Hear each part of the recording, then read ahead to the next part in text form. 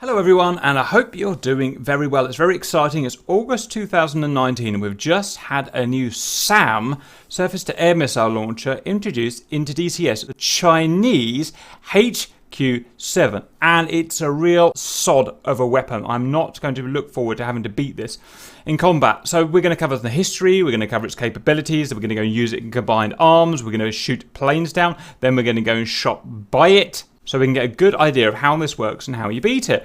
So, history. In the late 1970s, China joined the Western powers in an informal alliance against the Soviet Union. At the time, China's military equipment was seriously lagging behind the Soviets in quality. Beijing sought Western assistance to modernize its military. Countries such as the United States, UK, Israel, Italy, France, Germany, and Australia responded by providing China with military sales and technology know-how transference, either openly or covertly.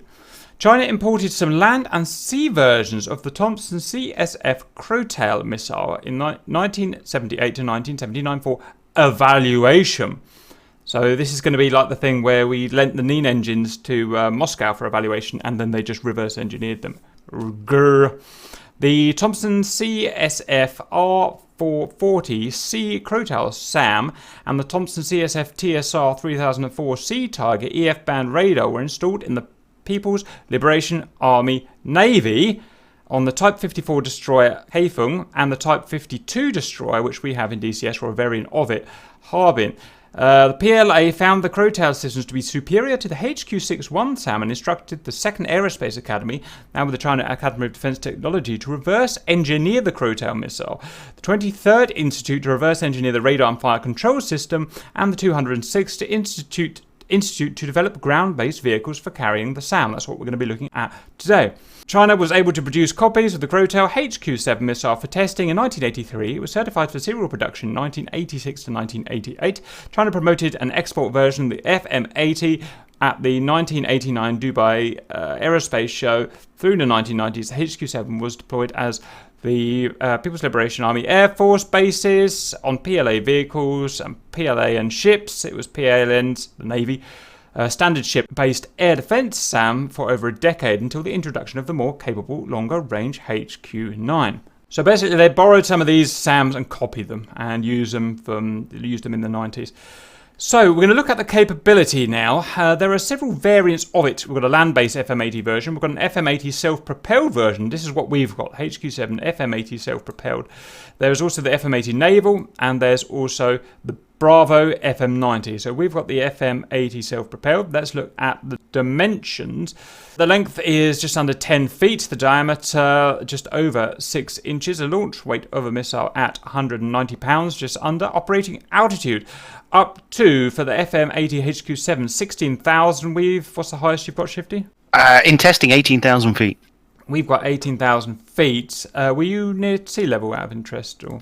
About 100 feet up. The minimum operating range of 500 meters, so you have to be outside of half a click, which is quite an Achilles heel for this system. I'm going to thoroughly test that because I'm not convinced by that, or at least in DCS, but we'll see.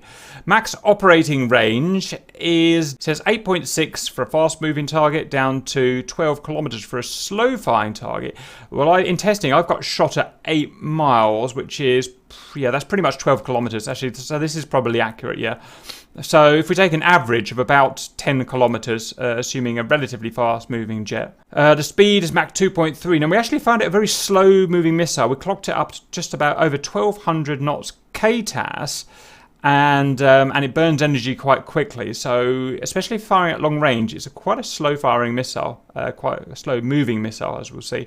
Guidance is command plus electro-optical tracking. So if you like, it's a modern version of SACLOS systems, the semi-automated command line of sight missiles that we have in DCS at the moment. An example would be the SA-19 Tunguska, of which we get a relatively aged variant.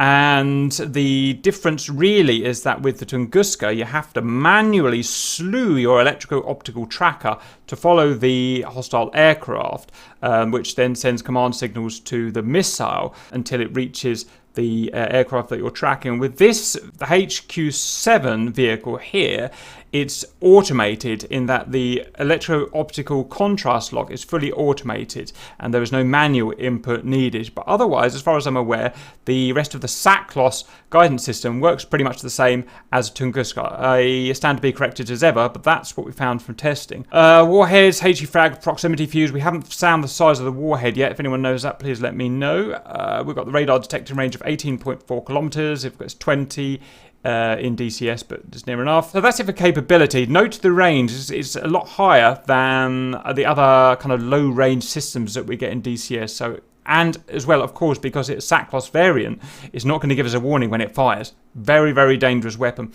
If you like, a Tunguska on speed.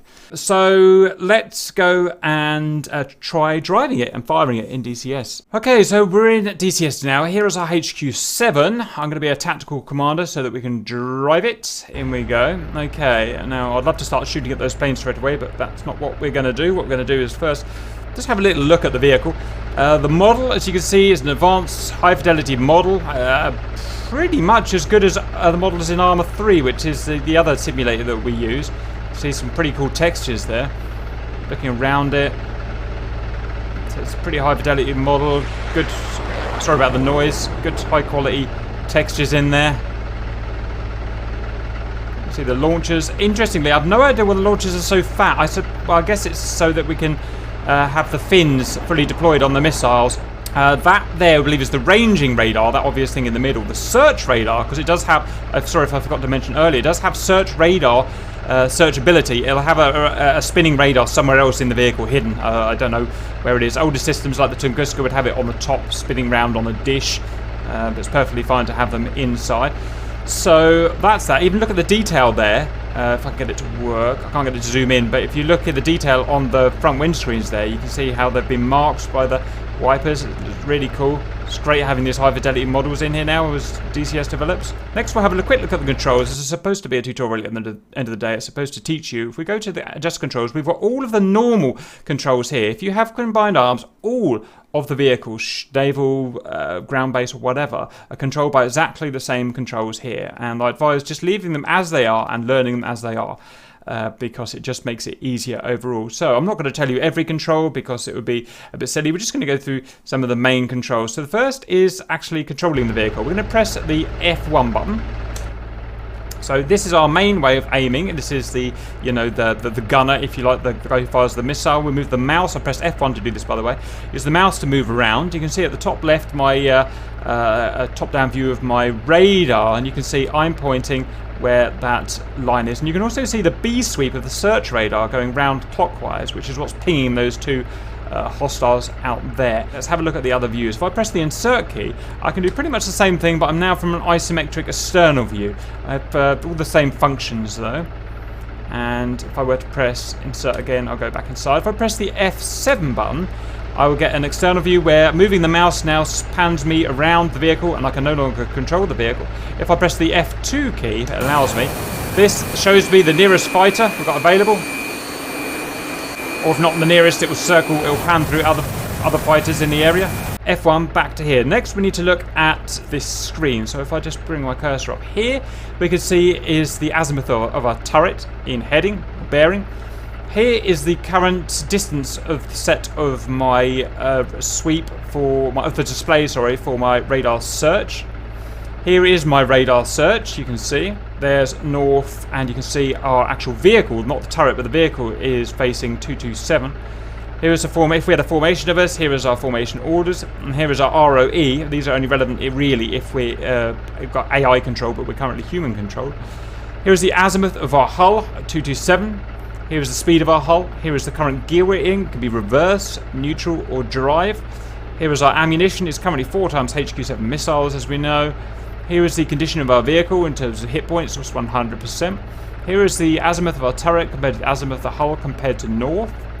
And that is our aiming reticle there. Next, we're going to look at movement. So we can move from this screen here. Let me get rid of that cursor. Or we can move from this screen here.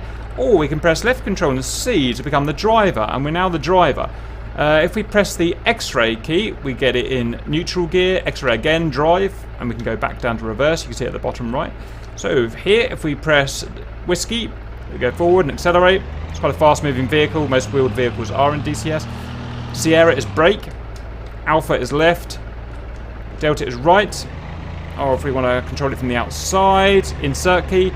One interesting thing is you can see that the missiles are kind of gyro stabilized here, or terrain stabilized. Actually, I'm not showing that off very well. Maybe I'll show that a bit later. When you go over the bumps, it actually counts for that and stabilizes for that. Next, we need to start thinking about shooting at some bad guys. Now, our bad guys are very inconveniently just flown away, so I'm going to restart the server and get those bad guys back. Stand by. Blue, Tactical Commander. Okay, and again, click on our guy here. Press that button there. We're in again. Okay. There's two different ways that we can aim at the bad guys or find the bad guys. First is right control and F10. Gives us this view here. So this is a B sweep. I'm just going to pause it so we don't waste our opportunity. This is the B sweep of the radar. You can see that is the B sweep there. That's our search antenna running around. It's currently set to range 20 miles here. We can go down to 10 or up to 20. Emission here is whether we want our radar turned on or off. We may want to hide our emissions to hide from SEAD flights, and we can control this as well from our main controls in the cockpit. If we select a target and we get a lock and it's in range, we can then press fire and we can fire from here. In fact, we'll try that here. I'm not sure if this is implemented yet in this vehicle. It's just been released. So click that guy there. No, it's not working at the moment. What happens in other vehicles is you can actually target the target from here and fire at them, but either it's not working at the moment or it's just not going to allow us to do that because it is a SACLOS type missile.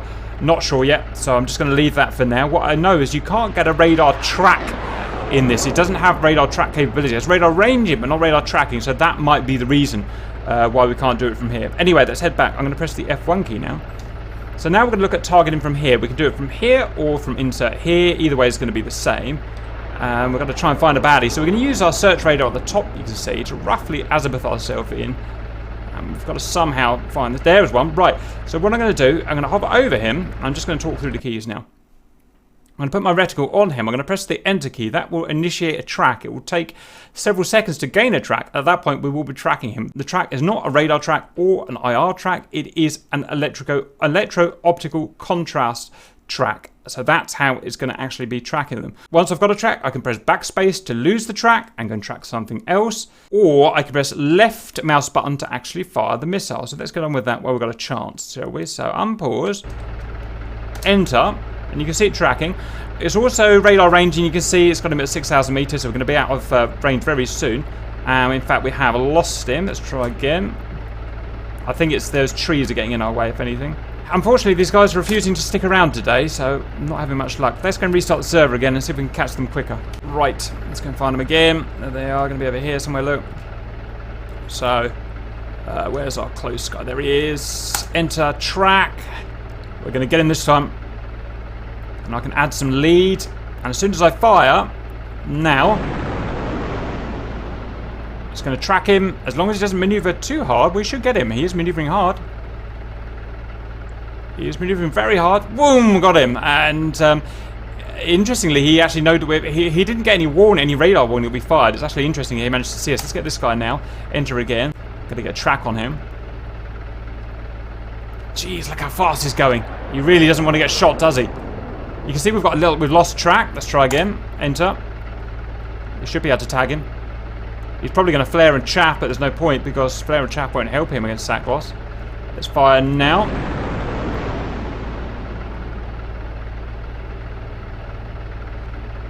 Look at him strong. Look at him. Look at him trying to evade it. He's got to get low just like he's done. That's exactly how you're meant to beat a SACLOS missile.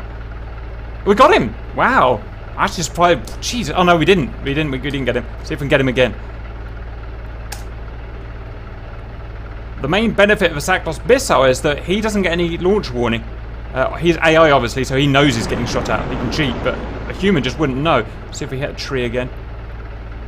It's going for him. It's going for him. Oh, for God's sake, really? Oh, I can't see what's... No, I missed him again. So that shows how you can lock and how you can fire. Out of interest, I'm just going to see if we can reload. Let's see if we can get another shot at him. I don't know if we've got rounds in the magazine or if we need an ammo truck to...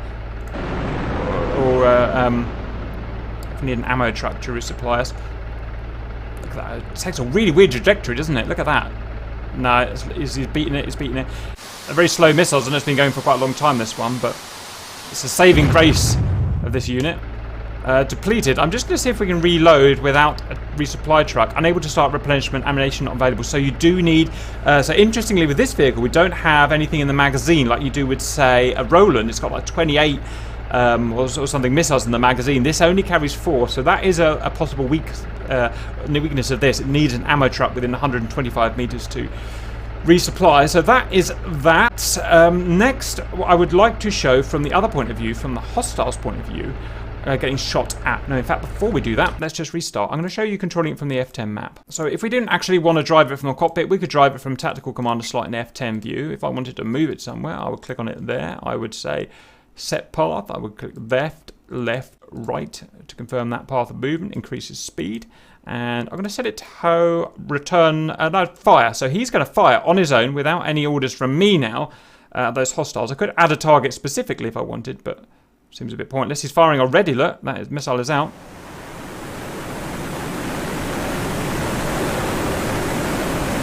Oh, he's dodged it. You see, he jinked it. Beautifully jinked it.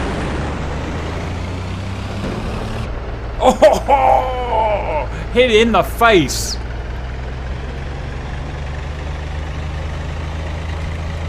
It's going to get this guy. It's going to get him. Watch this.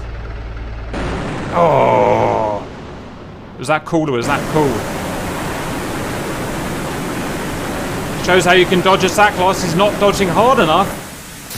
You see, the thing about it is it's got a proximity fuse. So unlike a Rapier set, which has an impact fuse, this is a proximity fuse. So it doesn't even need... There it goes again. Look at that. Look at the maneuverability on the sucker. This is going to be horrible to fight against. That nothing he could do, even flanking and low, and fairly fast. This is going to be a real bitch of a missile to fight. Again, one saving grace is that all 4 tubes are out now, so it's effective now, essentially until it gets replenishment from an ammo truck. That's the only weapon we've really got against this. So yeah, real beast of a unit, high range, like we said. Right. So next, I'm going to show fighting against it and how you can dodge it. The only way to beat this type of missile is to know it's there, and the chances are the majority of the time you're just not going to know it's there, so you're just going to get shot down by it every time. That's just how it is. The only true way of beating it is going over 18,000 feet, 20,000 feet to be safe. If you go below that, you're probably just going to get shot down. So I know, because I made this mission, there is a bad guy somewhere over there. So I can see that we've got a search radar, but it's a generic unknown radar, so it could be anything. It could even be a ship. There's nothing telling me that it's a HQ-7.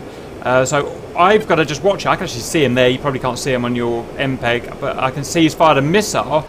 Can you see that little trace of a missile smoke there? It's a semi, I guess what you call a semi-smoked missile. It does have some smoke at the beginning, but not a massive amount of smoke like the earlier Russian, in fact some of the newer Russian SAMs. So at least we've got a chance of seeing a pretty cool looking missile, huh? And you can see him's fired there. So that's how we're going to tell that it's fired at us. That's the only warning we're going to get. We've got no radar warning. He's not going to track us. All he's got is ranging. So he's not going to tell us that he's fired at us. It's 7.5 miles, you can see. So that's pretty lethal. He's fired a perfectly good, accurate shot there. Right, so that's it. So I've got to dodge it now. No point chaffing, no point flaring. None of those are going to actually affect the IR contrast lock. It may actually help the IR contrast lock of that hostile EO sensor. The best thing I can do is beat it kinetically. So I want to get as much speed as I can. I want to turn as hard as I can, jink as hard as I can. I'm trying to break that crosshair, that EO crosshair on me. And if we can beat the missile kinetically, we probably can't beat the missile kinetically, especially at close range. It can maneuver faster than we can, got more power to weight than us, but we can beat that contrast lock by getting down low, getting behind a tree, just beating it, or just beating it kinetically. So let's get burners on. We've got a few seconds until it reaches us, so we can build up speed now. And in we go. Try and get 9G, try and get low. That's 9G. Jink. See if it's beating it. Yeah, you can see we beat that one kinetically. We're fairly lucky. We spotted it early, and it was a 7 miles. So look how slow it is now. It's only 300 knots. Why don't we go in again and see if we can get shot at a bit earlier? I do like getting shot at. Right, so the key thing as a seed, if I'm pretending to go in and do seed, the key thing is for me to get fast and low ideally. But We can see where it is because we've got the uniform nails. In a real battlefield, you'd never know that was a HQ-7, so it's pretty much point. I can actually see it there. You may or may not be able to see it. Keeps the speed up. Wait for it to launch. It's launched. This is going to be harder. We're only about 3 miles away. Hard, low, fast, and tight. And if we can get a jink in, that's even better. Let's jink there. Let's look from the missiles view. Oh, the missiles. Yeah, I beat it. Yeah, you see I beat it? Let's see if we can even get in and gun the thing down, shall we? See if we can use that minimum range it's got. So not too fast. I've got to be able to get 9G. That's critical. Oh, God, I've lost it. There it is. No. Ah, it's a missile now. Hard, fast, reverse. Ah, it's got me. Ah, it's got me. I'm out. Yeah, so that feels much harder to beat than a Tunguska, and the reason is it is. Remember, that's the Tunguska is manual sat loss. This is fully automated. It's a much better system, much harder for me to break that crosshair contrast lock. So all in all, these are going to be a bitch, and I'm not looking forward to them. It loads in 16.8 minutes. 16.8 minutes. Is that with a ammunition truck with it? Do you know? Yeah, or an airfield. Yeah, or an airfield. 16.8 minutes. That's pretty short compared to just on a video on this, so that's shorter than a lot of stuff, but it's not as short as some of the NATO stuff, at least some of the American stuff, but cool. Okay, anything you want to add to that, Shifty? No, thanks. Very informative. Roger. Thank you, Wagner, for putting something else that will absolutely murder us. See you later.